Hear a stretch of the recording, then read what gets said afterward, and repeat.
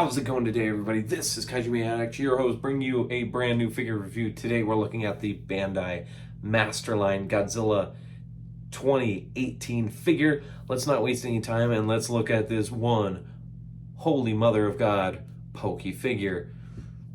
Alright, so let's look at the detail of this very unique and different MechaGodzilla design, which regrettably was only in the movie for about 5 seconds, but we're not here to talk about that.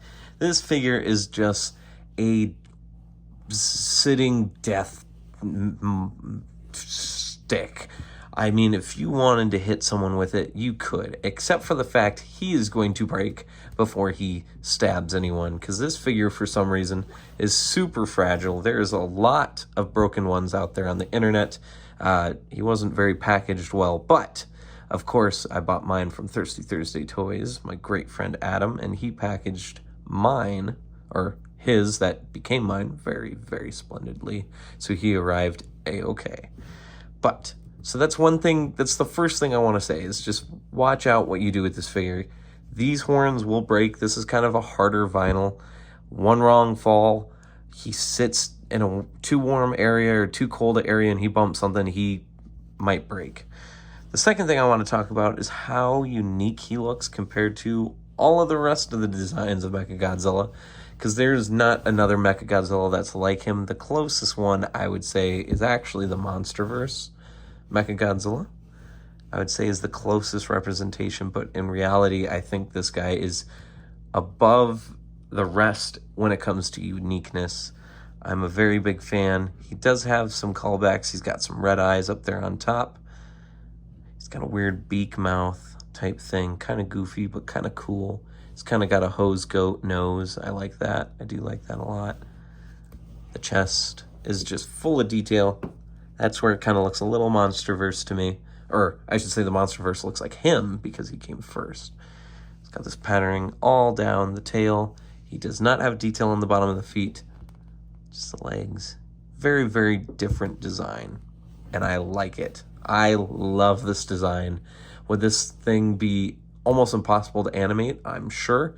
But I mean, they're able to animate a certain Titan in Attack on Titan. So, I mean, you know, I'm sure they could have done this.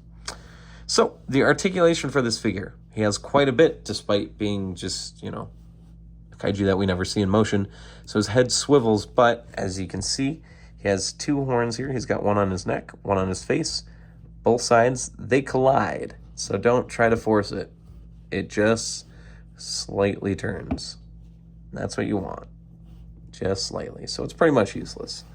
Both shoulders go up and back. Once again, make sure you're watching your fins and, you know, your collision points, because I'm sure this figure will chip paint over time if you keep bumping his articulation.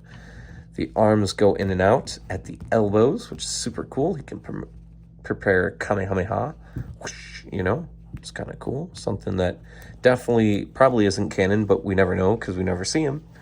He's got hip articulation that goes up and down. Kind of gets tight once you go there, so I'd maybe recommend not trying to force it at all. And then he's got weird little ankle joints that kind of help with articulation. You can kind of get him into more realistic walking poses. Not that we know what that looks like at all, once again. And the final point is actually the point where you connect the tail. You have to be watching how you care for him, or how you hold him, but there's the tail. Definitely an interesting piece. He's super long. Very, very long. We'll show that right here with the size comparisons.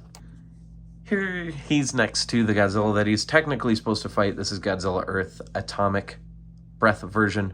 Of course, this MechaGodzilla isn't prepared to fight the 300+ meter tall, 10,000 year in the future Godzilla. He's supposed to technically fight the Godzilla Filius, but that doesn't matter.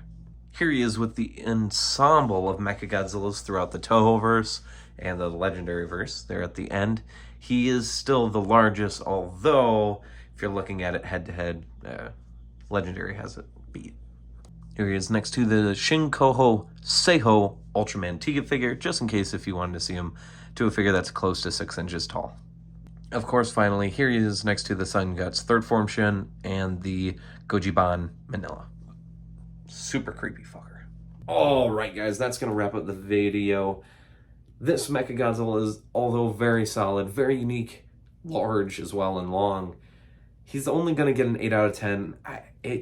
Just how fragile this guy is, especially during shipping, because Bandai didn't package this guy very well in the box, has led to a lot of these breaking. So if you buy a brand new one, maybe ask your sellers to check the figure before purchasing to make sure he's not broken. He does rattle along in the box, so maybe add some extra stuffing in there, or if you're planning on selling one.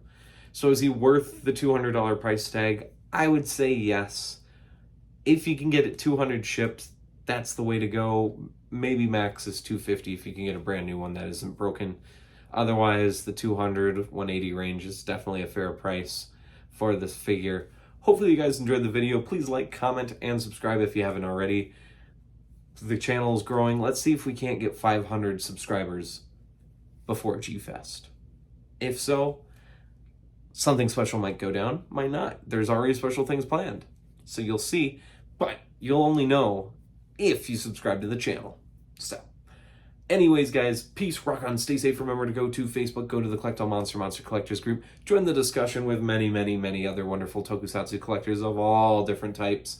And I'll see you guys in the next video. Me and MechaGodzilla here signing out. Hopefully he doesn't turn me into a liquid, clone and absorb me into his body, which is kind of a weird kink thing. Bye, guys.